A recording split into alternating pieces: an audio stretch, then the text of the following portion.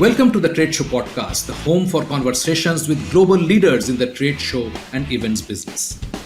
Our show will bring you face to face with experts who speak about the possibilities and trajectories of this $50 billion industry. I'm your host Shubhanjan Sarkar, founder of Pitchlink, the next generation visitor engagement platform where our mission is to make conversion easy.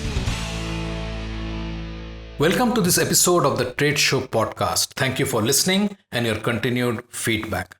If you have suggestions or you want me to dig in with a specific guest, please write to me at shubhanjan@pitch.link or message me on LinkedIn, both links available in the show notes.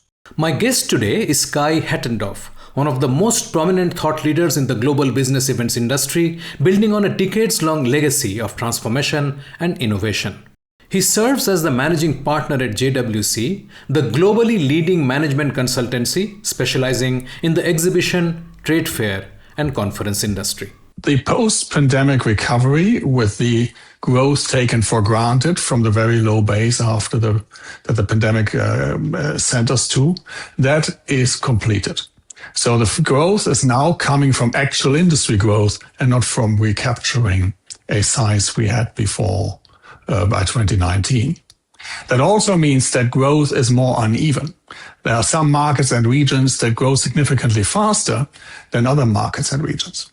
But globally, as a whole, we believe our industry will grow by around 3.3% annually in the years to come. In his decade at the helm of Paris-based UFI, the Global Association of Exhibition Industry, Kai spearheaded numerous initiatives and projects to develop the sector, drive public awareness, and grow the association's reach and relevance. As chair of the Joint Meetings Industry Council, JMIC, a global council of international and global associations serving the business events industry, Kai led advocacy efforts, including the Global Industry Manifesto, which created a joint narrative for the entire events sector. Working with industry associations and global organizations such as UNFCCC, OECD, and ISO, he set up supports initiatives, including the Net Zero Carbon Events Initiative. Kai's work in the events industry has been recognized through numerous awards and recognitions around the world. His previous career also includes transformational leadership positions at Messe Frankfurt and in marketing, strategy and communications, as well as in strategy and product development in the ITC and media industry for the Deutsche Telekom Group, the DPA Group, and a fintech startup. A journalist by education, Kai has reported internationally, working for broadcasters like WDR and Radio Bremen in Germany, Euronews in France, the BBC in the UK, and the Voice of America in the US. He holds a master's degree from American University in Washington, D.C. and studied in Dortmund and Edinburgh. Kai currently lives in Oslo, Norway. Now, on to this insightful session with Kai Hattendorf. Kai, welcome to the Trade Show podcast. I am so glad that you could make time and come to the show, and we will talk hopefully about a range of things, including the new report from JWC. Well, thanks so much for the invitation and for having me. And yes, I think we could spend hours, so I'm curious to see which topics you've picked for today. Let's start with the GIPR report itself.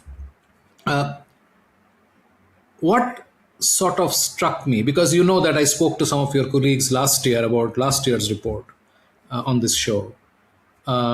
What struck me is the depth and the width of this report is much larger, much wider. And the second thing is your multiple siloed rankings based on certain attributes, right? These are the two, what you call multidimensional rankings. Tell us, how did this come about? What made you think that it's time to do a multidimensional ranking for this report? Sure. I mean, first of all, when you had Lorenzo and Vijay on your show last year, they could rightly say that edition of our JWC GIPR, as we call it, the Global Industry Performance Review, was the best and biggest and boldest to date. This year, we are twice as voluminous. Last year we had around 400 pages. This year we are clocking in close to 900 pages of material. And it's been quite the project, I can tell you. And me having joined JWC at the beginning of the year, I got into it when they were already in the midst of it. So, but the thinking behind it was, whereas last year we took a deep dive into 3 regional markets that were most cited by our clients and the industry as the markets to watch, the markets where there would be a lot of development. We expanded that this year from 3 markets to 33 exhibition markets. And we gave ourselves a framework for each of these 33 markets to look at the economical situation in the market, to look at the infrastructure and exhibition industry in the market, and then to look at how the companies are doing in that market, how that respective market has developed, and what we foresee, what we forecast as a development up until the year 2030. And if you do this exercise 33 times, you end up with a lot of pages and a lot of insights. And this is why this year the whole report runs at close to 900 pages. Because we didn't drop anything. We kept the global economic perspective of the industry. We looked at the growth rates of the industry as a whole. We kept tracking the top 40 players by organizer revenue, by total revenue. We also expanded the chapter in the end, global trends, industry trends, and added a whole chapter on what we see happening around artificial intelligence. So all of that is now really, really the biggest piece of research JWC has done in the existence of the company, which is almost 20 years by now. We are super, super proud of it. And we are super, super excited that it gets the positive feedback from our clients and customers that we share it with. What would you say are the primary highlights of the findings? First of all, the primary highlight is this industry will continue to grow.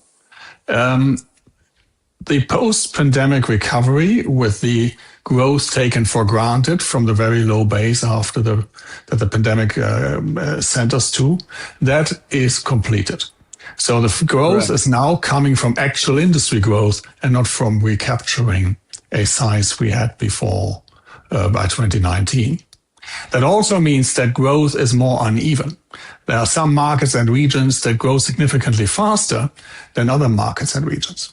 But globally, as a whole, we believe our industry will grow by around 3.3% annually in the years to come. Again, market by market, this rate will differ accordingly to whether you're a fast-growing market or a mature market. The second main point we see is that, yes, the space of floor space, or the sales of floor space have recovered, but in many, many markets, they haven't caught up to the level of space sold before the pandemic. But as the revenues have kept up or caught up and exceed the 2019 numbers, obviously we are selling more, but a smaller share of what we sell as an industry is floor space itself. So the share of services, the share of ticket sales, the share of sponsorship sales, the share of subscription sales, all these shares of sales are going up, which shows that as an industry, we are really evolving our business model. And I think the third and last trend is what we tried to capture in these rankings, in these lists that we've published now, about the most attractive exhibition markets in the world. Historically, as an industry, we've looked at the size of a market defined by the number of shows or by the number of venue space available. And then the bigger, the better. Today's reality is more complex. There are markets that are very, very attractive.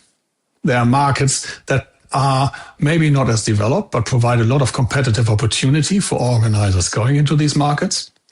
And there are markets that simply excel because of the quality of their business ecosystems, that are great places to do business in. And so we looked through all these lenses. We looked at these 33 markets that we covered and listed them alongside these specific criteria. And this is causing a lot of conversations in the industry as we've just released it.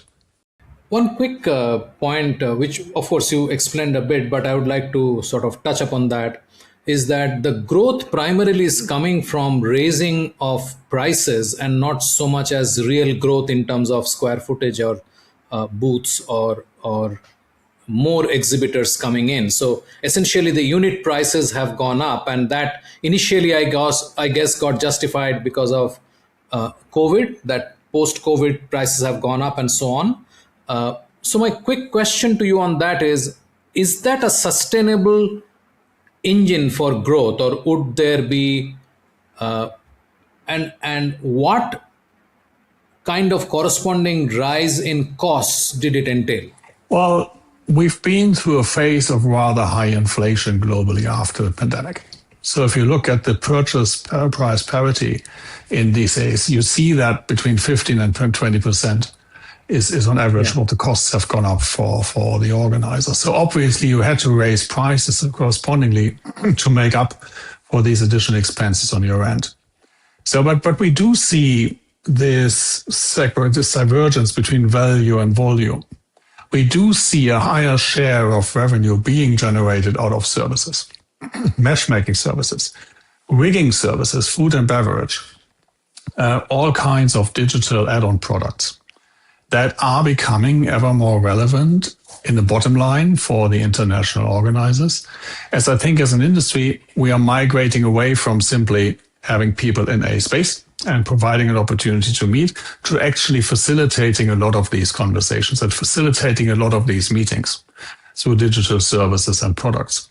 The more we gather data, the more we can monetize this data and make it available and actionable for the participants or for the attendees of the shows. And this, of course, is an additional revenue source that the industry did not have 10, 15 years ago. So, of course, that there are new services that are being sold, and that raises the amount of revenue from services beyond the level of raise you have to implement to catch up with inflation. How familiar are exhibitors with these add-on services, which are essentially supposed to help them get better ROI from your study? Do you see any indication?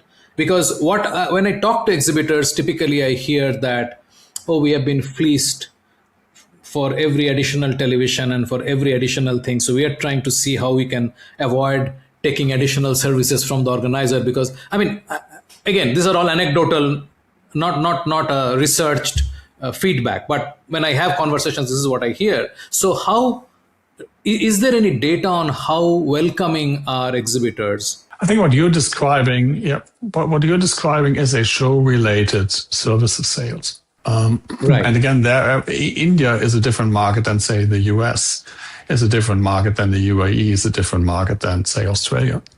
I agree. And there are different traditions and cultures in how the suppliers are embedded into the business model, or whether the organizers themselves are running services, offering services, and providing them. So, yes, of course, you have to watch the charges you pass on.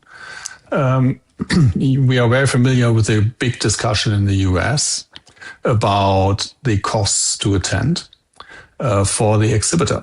And if you squeeze them too hard, they flinch, obviously, and you don't want to lose your customers. So this is an ongoing conversation about striking the right balance. Because on the other hand, the suppliers say, "Hey, our prices have gone up as well, and we need to refinance what we are providing." Sure. I think in general, there's an understanding that prices need to rise to make sure that services can be provided, and that some costs are simply higher. If labor costs go up, the service cost goes up. Right, but also at the same time that if there are exaggerations, that those will usually be reined in by the market. Right. And just so that you know that most of my conversations are happening with exhibitors and organizers in the North American and European market. I'm not hugely clued into the India market.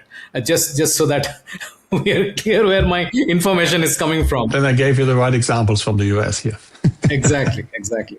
Yeah. No. So my question is that is there any data you see whether people are welcoming these additional services which are supposed to actually help them get ROI? I'm not talking of food, but I'm talking of the digital services that are there, or the concierge service that you mentioned. Are these being welcome? Is there any data available? Simple. We don't have the granular data on the show level. Okay. Okay. But obviously, if revenue rises over a number of years, that needs to be an there has to be an acceptance behind it. Otherwise, the revenue would not remain sustainable in the bottom line. Right. I think actually from my work at UFI before joining JWC, we've rather seen the pressure from the exhibitors towards the organizers to provide more data-driven services, to provide more data-driven engagement opportunities, to widen the scope of offerings to allow them to make better connections on the show floor. So it's actually customers that were asking for improved services and products. Wonderful. And do you see, especially in the context of Europe, is GDPR or the privacy laws, are they a problem? Do you see anything from your research? Because within the system of GDPR, it is clear that the individual has to allow data to be used. Right. And the organizer is, if you wish, the custodian of the data, and then allows a supplier to work with it. So the relationship, who owns the data, who may use the data to provide a service, that is clear. And I'm not aware of any major issues within Europe. Where you have issues is when the GDPR system interacts with other spheres of interest in the world, where there are different systems in place that are not that focused around the security of the data of an individual. Right. So tell me, just to take a step back, what made JWC decide to take a 3-market focus study to 33 markets this year? Simply the fact that so many of our clients asked us specific questions about individual markets. And if you look around, there is very little research that covers that on the market level and on the national level. And some research that existed has been discontinued. So we're seeing this as much as a service to the industry as we see it as a necessary base for the industry to have reliable data to work with. Right. Ultimately, someone has to do it, and we agreed that we would simply get to it and do it. And when did you think, that doing a segmented ranking or applying a multidimensional framework would be sort of commensurate with increasing this number from 3 to 33? That's a little bit of a chicken and egg question. It's as we aggregated the data and analyzed the data, we saw that it will allow us to compare markets along these criteria. And if you go through the whole report, we take many cuts to the data, we take many perspectives. So we can, whether you are looking into a geography or whether you're looking into a market segment, whether you're looking at the strategies of the top companies or whether you're looking at destination positioning, you will find your cut through the data. So one of these data perspectives became a comparison of these 33 markets. And so we decided to add this perspective, and we decided to add this cut through the data. And then we produced these lists and rankings to provide the clarity if you're looking at how do markets compare by attractivity. Now, this is not something that, if you're an organizer, you can have at the end of your process and say, so we go to markets number 1, 2, and 3 that have the biggest competitive opportunity, because you will have your strategy, you will have your markets that you are in, and you have your markets that you want to expand in. But as you evolve your strategy, and if you're looking at entering new markets, you will have your approach. Do you want to go where there are tried and tested markets and enter the competition? Do you want to go to markets that aren't that discovered yet? Do you want to go to a market that is where it's the most easy to establish a company and a business? So depending on your priority, your appetite for risk, your competitive positioning, you will have different answers. And these rankings are a good early step on your journey before you then obviously have to look into the industry you want to serve, the market you want to serve, and the customer base you want to take with you. Yeah, I mean, as you indicate, it's not an easy, simple decision. And this data obviously has immense value, and especially once this is done over the next 4, 5, 6 years, and you can see the dynamics playing out, you will have a better understanding. One will have a better understanding. For example, I mean, ease of doing things, if that's the factor, then maybe I'll land up in Singapore, but Singapore may not be offering me the size of market that I'm looking for. So those challenges remain, right? Of course, and you will have to balance your needs and interests. Right.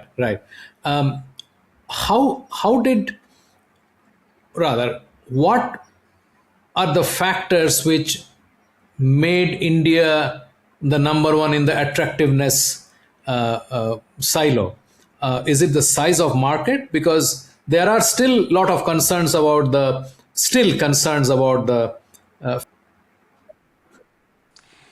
I mean, India obviously does not have the world's largest venue space available, right? I think you're sitting at 600,000 plus square meters of total venue space in the country. 25 venues, I think, in our database that we're covering.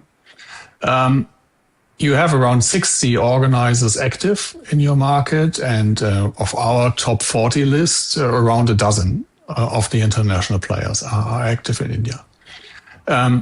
So there is a good developed market that has more venue space now than it had 5 or 10 years ago. And some of your new venues are absolutely world class.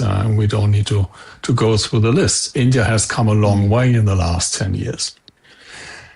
Add to that, India is number 2 in Asia by GDP and is forecast to have the largest economic growth, right?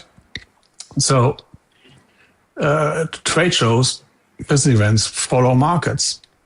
So if the industry is growing and the country is growing at such an immense rate, the exhibition market will grow. And what puts India on top of this ranking here is the expected growth of the exhibition market size. Now, our midterm projection until 2028 sees an annual growth of 9.4% on average for the Indian exhibition industry. And this is the strongest growth that we foresee, the strongest growth rate that we foresee in any of these 33 markets. And that, combined with growing infrastructure and a more mature industry, puts India on top as the world's most attractive market. If we go simply through the numbers, that's not an editorial decision. That's a purely data-driven decision. That's a purely data-driven ranking. It's time for a short break. Stay with us. After the break.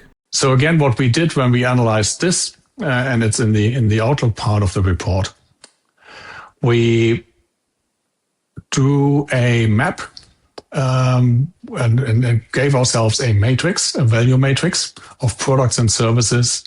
And we used the value for the customer on the x-axis and the value for the business on the y-axis.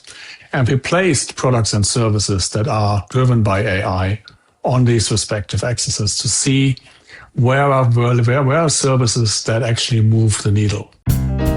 You are listening to a Bizcast audio original.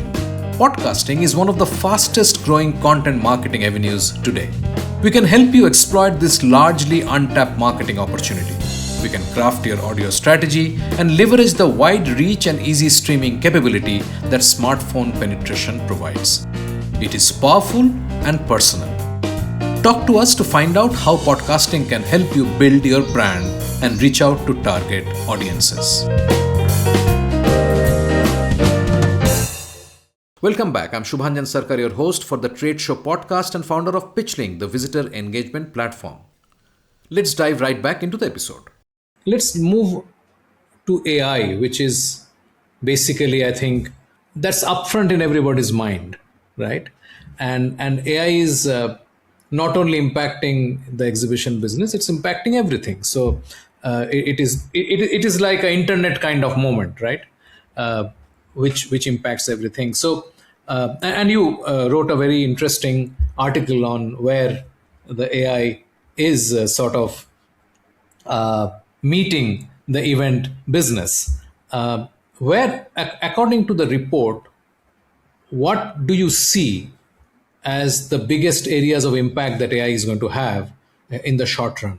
I think, first of all, we have to acknowledge that the evolution of AI is really comparable to the evolution of the internet or the mobile phone, when we're looking at new technologies that left not just a mark on the industry, but also changed the industry. But just as it was with the early years of browsing and the internet, AI and AI tools and AI services are developing at such a rate that you see a lot of products or services that are being rolled out now becoming obsolete or no longer functional just a few months later. There's such a dynamic in the development. It's like the early browser days when you had Netscape and Internet Explorer and Safari, and they were rolling out new features and functionalities and changed the coding all the time. So websites were suddenly looking weird 1 week later, 1 week after they had been programmed to be optimized for an earlier version. So there's a lot of dynamic in the space.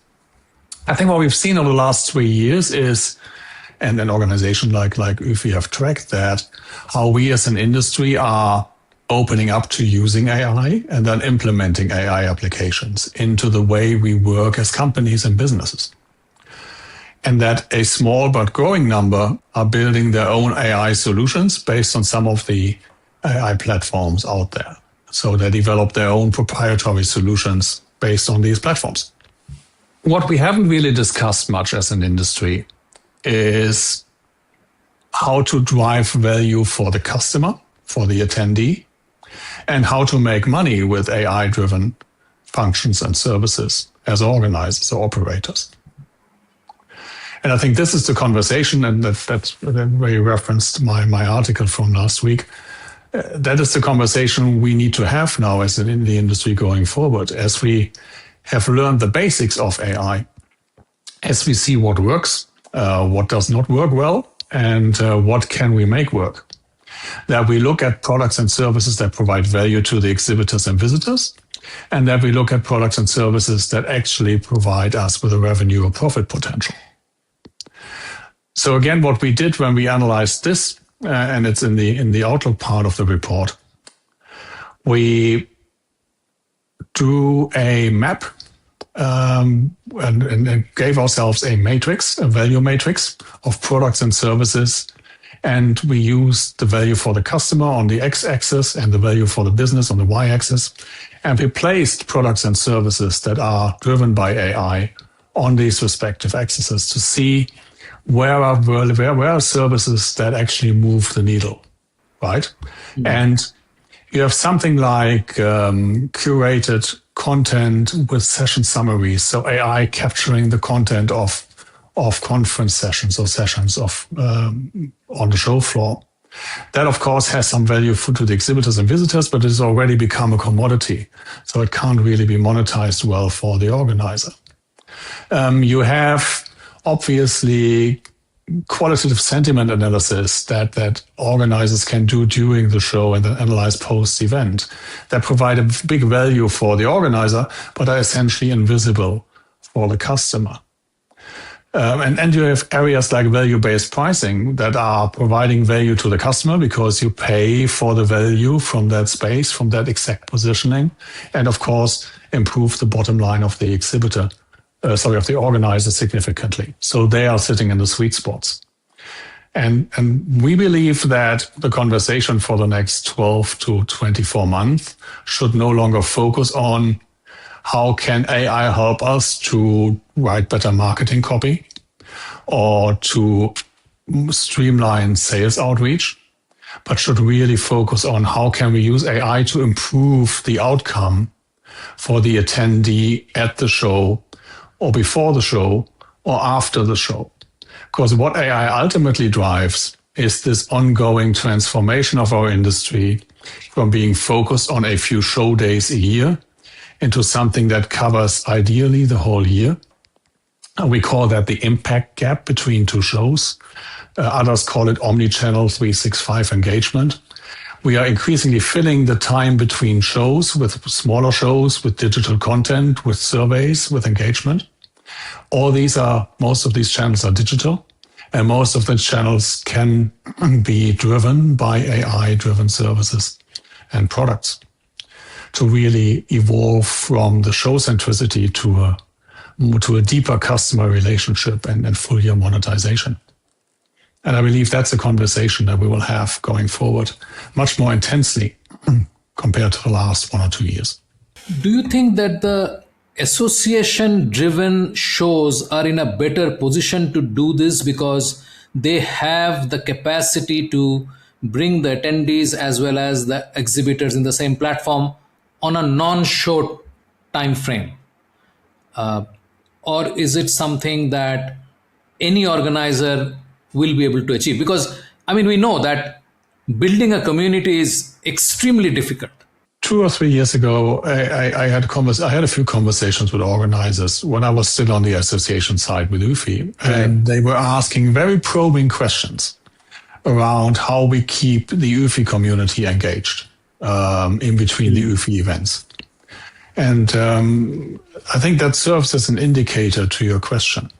A well-run association will be able to engage with its membership year-round and have a vital base of active members in its activity channels, be that research or education or advocacy, or be that around the events they organize. Now, organizers, legacy-wise, have focused on the main touch point, the event. And so, yes, association organizers have a lot of the pieces of the puzzle together if they have a well-run association to maintain a consistent outreach and to maintain an ongoing communication and dialogue with their member base, i.e. customer base, if you look at them as organizers. So for-profit organizers, public organizers, family-owned organizers can learn from that to some degree. And at the same time, if you are a really, really big organizer, to retune your machine, the machinery of your brand of international shows, to the tune of year-round engagement is a big ask and a big challenge to organizations. So remember that the events industry and the big players that are at the top of the food chain of the events industry today have primarily grown out of media companies that were monetizing their subscriber base through events in addition. Yes. Now, the print materials, especially the industry media, printed industry media, disappeared because of the high costs of distribution. And then the events became the core business. You've now seen many organizers buying back content business or setting up content businesses again as a means of engagement. So in a way, we are going full circle to where we came from in the 80s. Only that with the digital channels of engagement and the opportunities of AI, we have a totally new toolkit available to distribute content and are no longer relying on just printed matter to be shipped around the world. Where all do you think AI will, again, I know it may be repetitive, but I'm just trying to suss out something more. Which are the areas where you think AI will make the most impact? Again, when I talk to people, I hear matchmaking to be a very popular idea that AI will do a good job of that. What does your research tell you? Monetized matchmaking is as close to the holy grail as you can get, because no one got there yet, right? To monetize matchmaking, to get matchmaking done right, that is not intrusive but just natural. There are many good solutions out. There is no excellent solution out yet. But my answer may probably surprise you. The biggest benefit, the biggest asset our industry has from AI is the fact that it is so damaging to the public discourse. And as AI is supercharging content production, we are having a crisis of authenticity in all channels of digital media. The majority of content that you now see on social networks is either completely produced by bots or at least partially produced by AI. You always have to verify now what is real and what is fake. And that's the biggest driver and biggest motivator for people to come together in person, to look at new products, to talk to each other, to share ideas.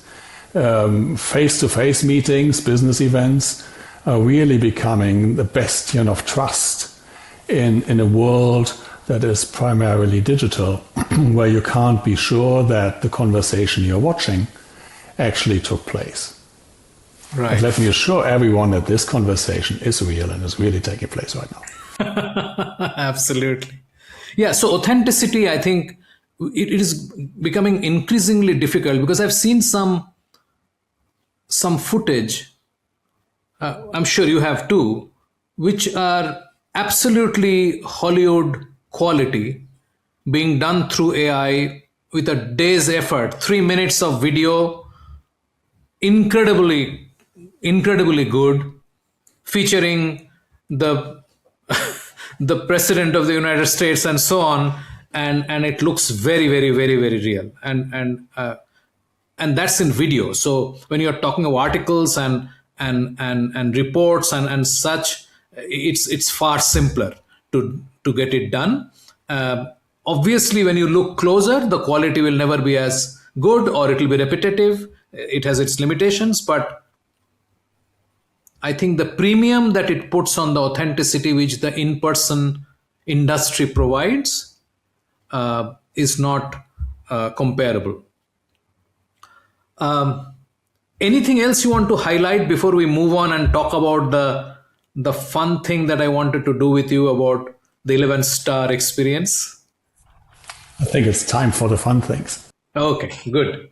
So I wrote to you that there is this interview that Brian Chesky, founder of Airbnb, had given Reid Hoffman a few years back for a podcast. And he spoke about this thought experiment that they had inside Airbnb, that what's a 1-star experience and what could possibly be a 11-star experience for Airbnb customers. So as somebody who has looked at exhibition and trade shows so close, not only as in your role at JWC, where you're seeing data, but your role and your work with UFI, how would you define a 1-star, 2-star, 3-star, 5-star, 8-star, 11-star experience for attendees? The worst that can happen to you is that you can't go to where you want to be, right? I mean, so the 1-star is if for whatsoever reason you're impossible to attend the event that you've been waiting to attend. Now, that can be a weather-related flight cancellation, that can be a war situation, that can be so many different things. If you can't get to where you want to be, that's the worst thing that can happen to you in a way. On the other side of the spectrum, I've seen the happiest people leaving trade shows when they had good conversations that led to good orders, when they had fresh thoughts to take away, and when they made new contacts and met old friends again. So if you tick these 4 boxes, you've produced the perfect event. There are many comfort factors around that: quality of accommodation, quality of a venue, and to stipulate this feeling of this was a great event that I'm just leaving. I think 80% is on the organizer and the show, and 20% is on the venue and the surrounding. And I would always argue for venues and organizers to work together to make sure that they create the best possible physical space for people to feel comfortable in to achieve their objectives. So what moves it from a 10 to an 11 is the quality of the infrastructure, the quality of the space that people are using. Yeah. Is there daylight? How's the food and beverage? How's the Wi-Fi? Because we do need digital. And that differentiates a great show from an excellent show. Right, absolutely. I mean, I was speaking to someone about this, and he said that how many shows have you gone where in a large venue there are people sitting on the floor because there is not enough sitting for them when they want to take a break? And then they sit on the floor next to the restrooms because this is where the power plugs are that they need at 3 o'clock in the afternoon to recharge their device. Exactly. Just seen pictures of that again this morning. Yeah. Really? Yeah. I think just to touch upon venue 20%, organizer 80%. What is the role of the exhibitor? Well, the exhibitor uses the services and support from both the organizer and the venue, right? Right. I've been an organizer and I've been the association representing the organizers in the venues. So for me, the exhibitor is the customer, and I have to do everything that makes it easy for the customer, for the exhibitor to have a great show. Now, they of course should buy the right services and shouldn't cut back on spending where it's useful for them. And make sure to provide their visitors then a nice atmosphere, a good cup of coffee, and a place to feel welcomed, right? In the bus of an exhibition hall, to provide a space that feels intimate and quiet enough to have a deep conversation about business. That's a big value in itself. So I think the role of the exhibitor is to then again make sure their customers, their leads, feel welcome and feel comfortable in the surrounding of the booth. Right, absolutely. PitchLink makes buying easy by enabling high-quality engagement between buyers and sellers. Through its presentation and discussion modules, sellers create customized sales narratives using sales collaterals and personal videos and reach out to prospects through a non-intrusive, buyer-qualified engagement process. PitchLink requires no installation or download, contains and manages the entire repository of sales collaterals and buyer-seller conversations. Talk to us to know more about how you can engage with customers without interruption. Connect with us on LinkedIn or visit tradeshowengage.com. That is tradeshowengage.com. Kai, this has been wonderful. Thank you so much for your time. I appreciate. And I hope that you were able to talk about the report in the parts that you think is important for the listeners who are looking at this. Do you think we have sort of missed out on anything while we spoke about it? I think we covered the main headlines, right? The industry will continue to grow. Growth will be more uneven. Growth will be driven by services, less by space. So we don't need to chase every last square meter. We need to provide great service. We spoke about India being on top of the world in one ranking now, which is new for everyone, including for India. Second number one spot of the world's most populous country. We touched on AI as I think a topic everybody is really, really interested in right now. I think we got a good package. Wonderful. Kai, thank you so much. I hope to have you back on the show soon enough. Anytime you reach out, I'll come in. Thank you so much. Thank you. Have a lovely day. We have a fantastic lineup over the next couple of episodes featuring great conversations on engaging your booth visitors and maximizing your ROI from your trade show investments. Subscribe in your favorite podcast app so you do not miss a single episode. Thanks for listening. Thank you for being with us today on the Trade Show Podcast, the podcast of record for the trade show and events industry. Here we talk to movers and shakers of the $50 billion trade show industry and identify ideas, challenges, tactics and strategies to leverage the first-party intent inherent in the trade show business. We hope this conversation helped inform and motivate as we all navigate a rapidly changing business environment. For us, These are enlightening conversations enriched with knowledge and expertise. We encourage you to go out and implement some of the ideas we discussed today. We hope to have you with us again in the next exciting episode of the Trade Show podcast. If you liked what you heard, subscribe to the show in your favorite podcast platform like iTunes, Google Play, Spotify, or wherever else you get your podcast from, and give us a rating while you are at it. This is a Bizcast original podcast and is produced for Pitchling, the next generation visitor engagement platform, where our mission is to make buying easy. Hosted by Shubhanjan Sarkar and produced by Rajiv Aditya. See you next time and have a wonderful day.